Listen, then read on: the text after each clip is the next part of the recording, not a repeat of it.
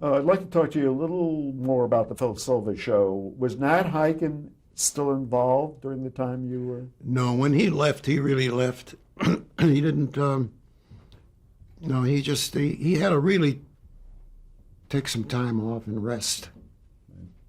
And did Phil Silvers get involved in the writing of that show at all? Was he a Well, writer?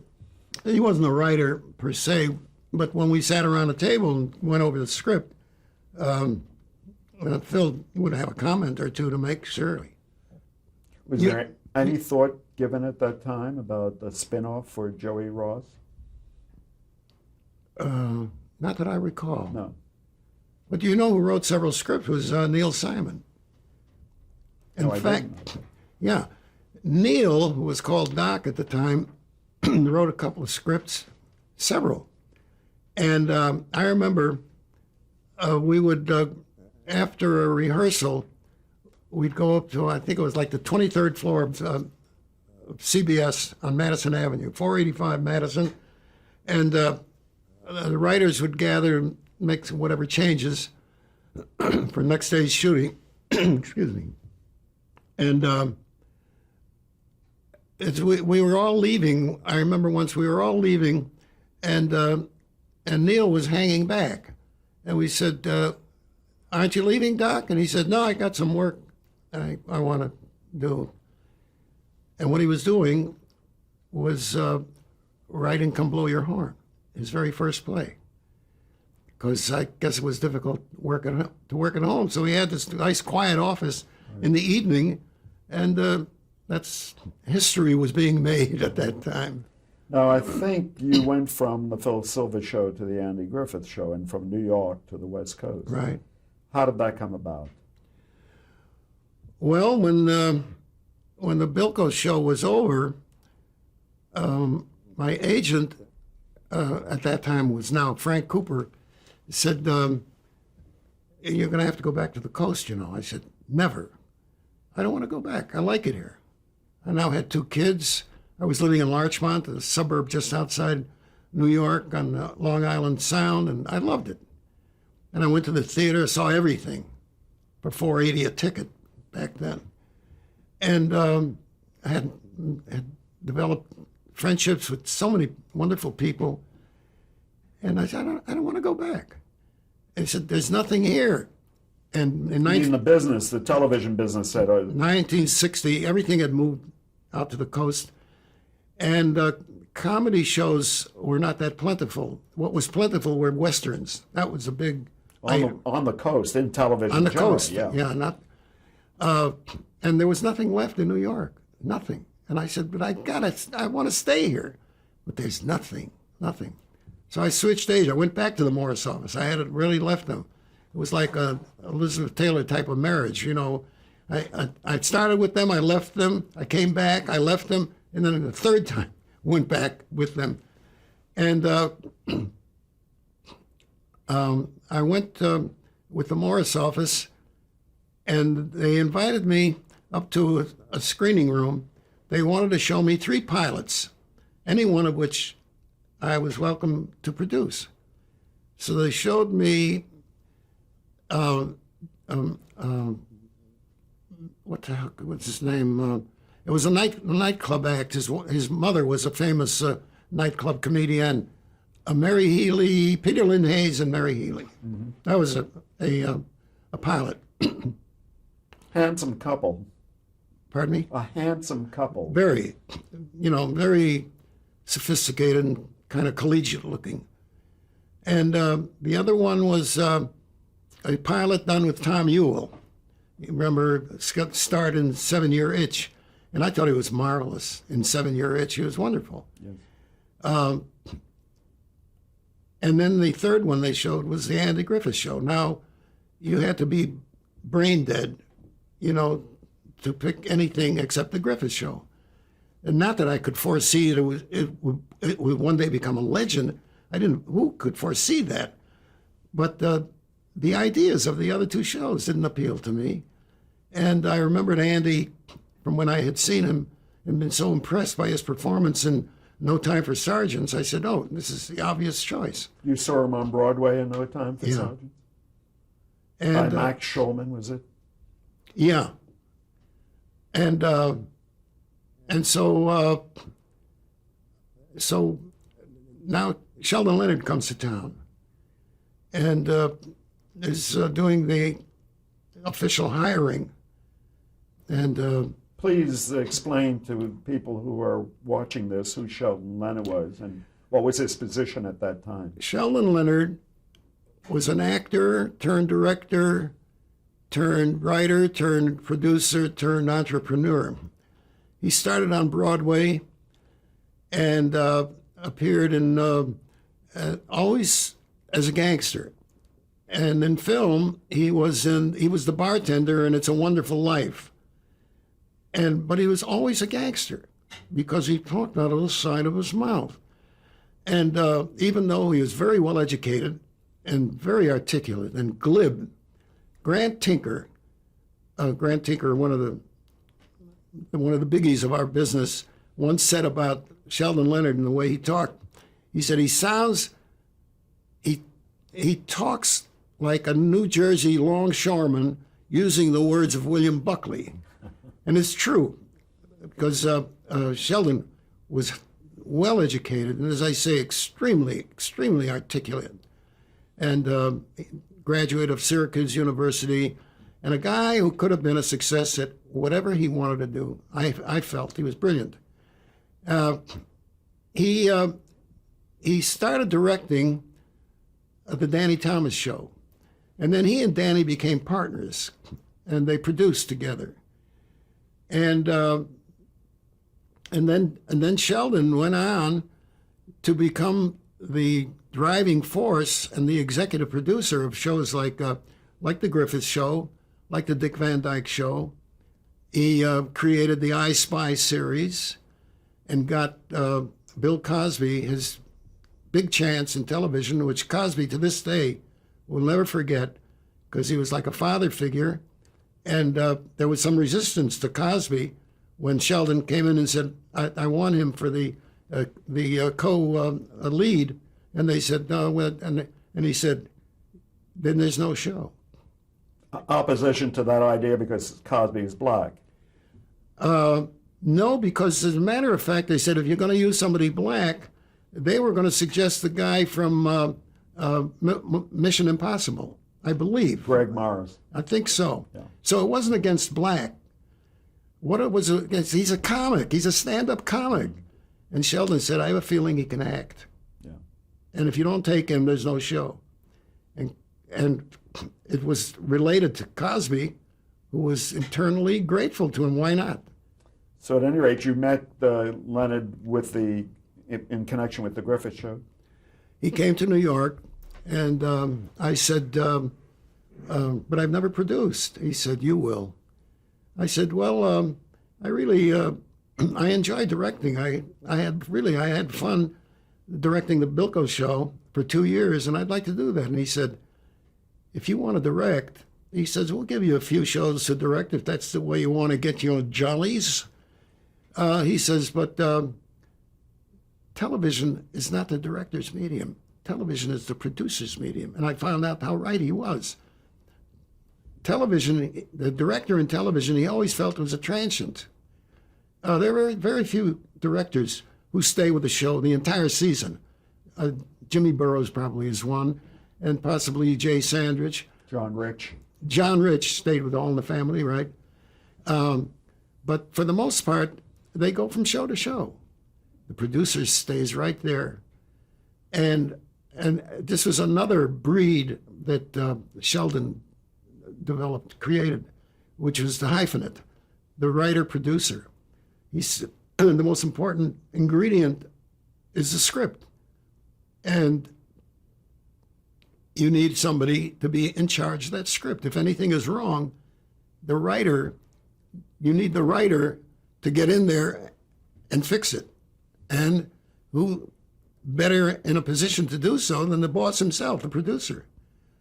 And it was a great notion. And so there's so many, excuse me, sorry.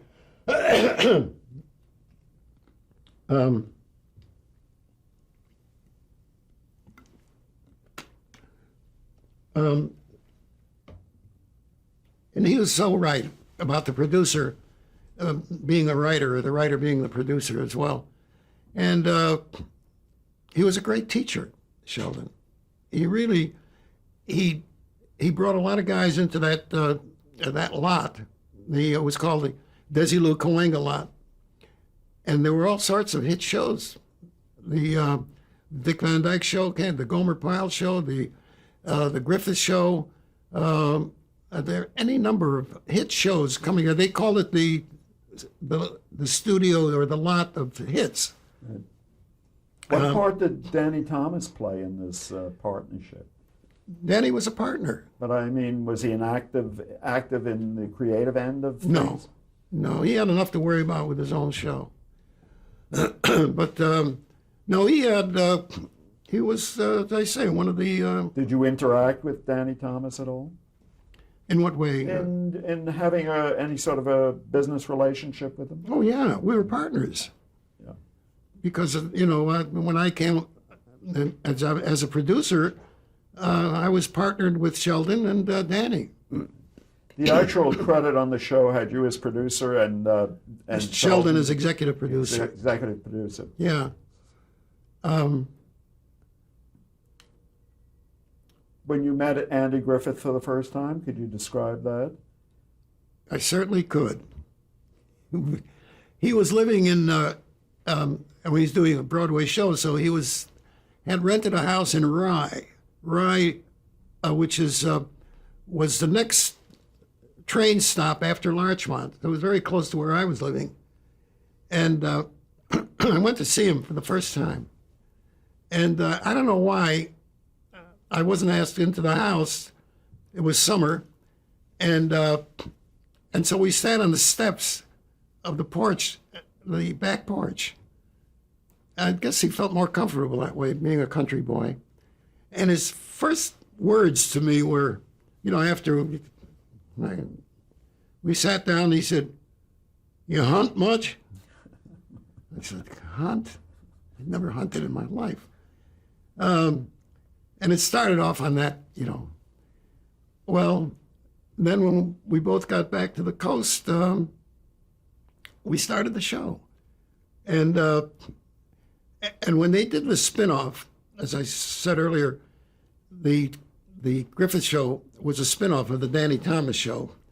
And the episode showing Danny on his way to Miami to do a nightclub show. And he stopped in this small town for speeding by the sheriff. And that was what led to the spinoff. And the only regulars, as I say, were Andy and Opie. When I came on to do the actual series, we then hired, Don Knotts and later Howard McNair, the barber, and the various other, and Francis Bavier, Aunt B. It was just a great experience working with Sheldon and watching him doing his thing in his own dispassionate, cool way. You sort of have indicated you had two mentors, Nat Hiken and Sheldon Leonard. Would that be accurate? Sheldon was more the mentor. I think Nat was a kind of a door opener. He, to begin with, he got me into the business, and then he approved my being the director. So I would say that he opened some very important doors for me, but Sheldon was really a mentor, and I learned so much from him. Never having produced, and it's a whole different animal. Producing is a whole different thing from directing or writing, and you're suddenly in charge, and you are faced with a terrific responsibility. You're responsible for that show. And we would really try to foolproof the script each week. But sometimes you didn't realize it until that reading, and it didn't work. And fortunately, what we used to do was, and this was something that was instituted by Sheldon, we would read two scripts. We would read a script for 2 weeks hence, so that if there's anything radically wrong with it, you had time to fix it. We would also then read the script that was going to be shot that week. So we would, if the script for the advanced script didn't work, we read it, had some things wrong with it, and even though with all the careful, the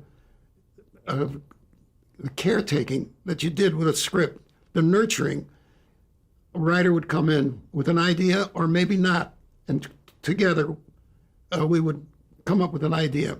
He would bring in an outline that had to be approved. He would come in with a first draft, and it was given copious notes. He'd come in with a second draft, and that was the script we read. Once he handed in that second script, we've lost him. He's finished, unless you could ask a writer to do a polish. But once he's turned in a second draft, forget it. And then it's up to me. So when we read that advanced script and it still has fallen down for some reason, it did happen. I mean, out of 150 scripts, it'll happen once in a while. That's how many I was responsible for. And it was up to me. So the following week, we read that advanced script, which I had fixed. And invariably, Andy would say, much improved, much improved. Well, that was music to my ears, that I was able to fix it. Because, as Sheldon pointed out, you bring in a bad script that we're shooting that week, and you're going to have a lot of actors glaring at you. You should have fixed this, and then you're responsible.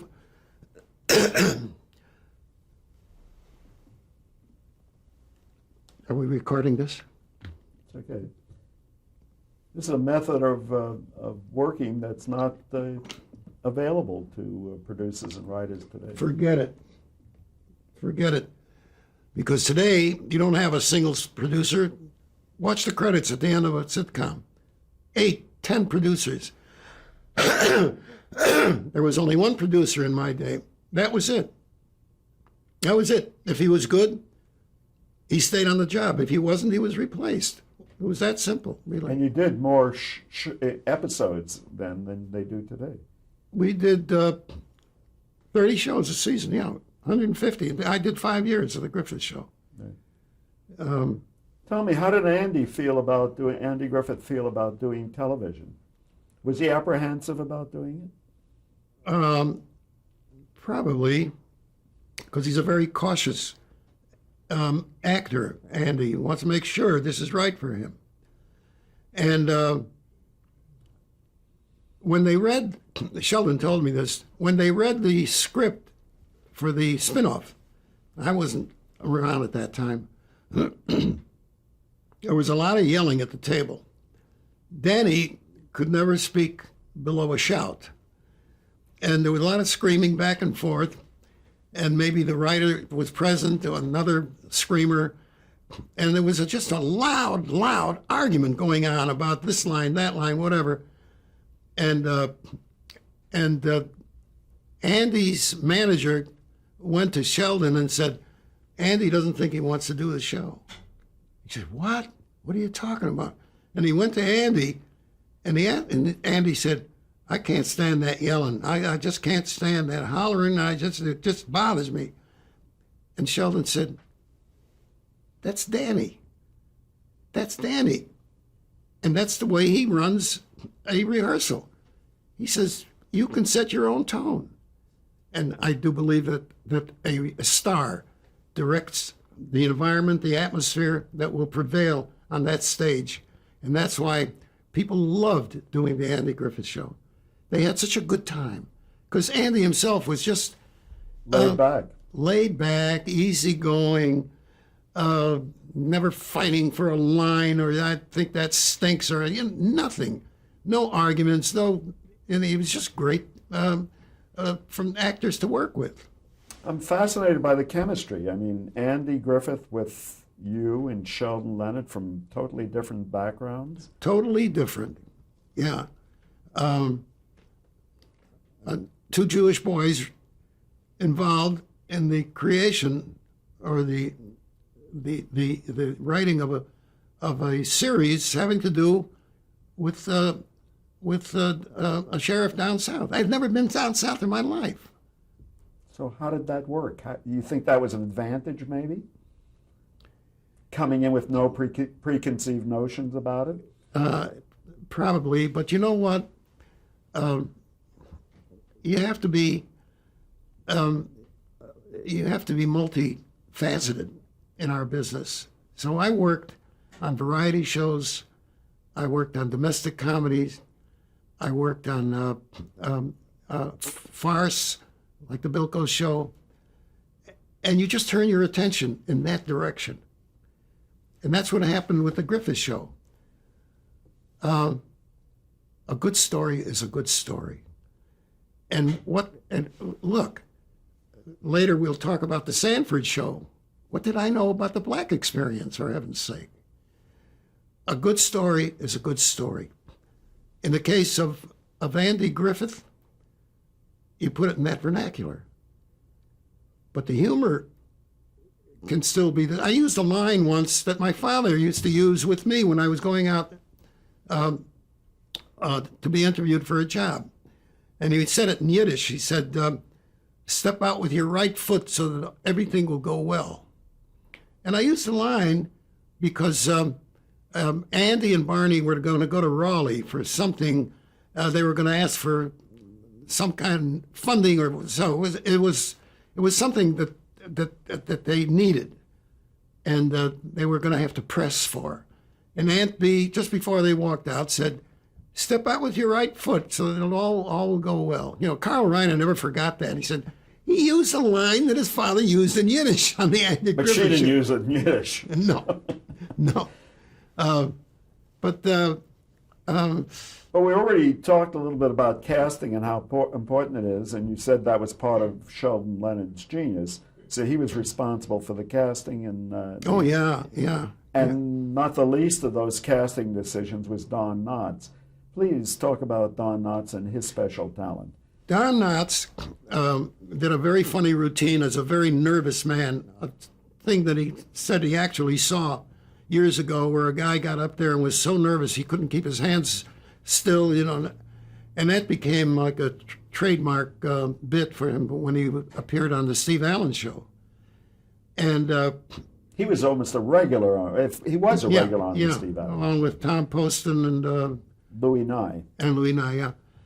And Don was also in No Time for Sergeants. And he enjoyed working with Andy, and they got to know each other, two boys from the South.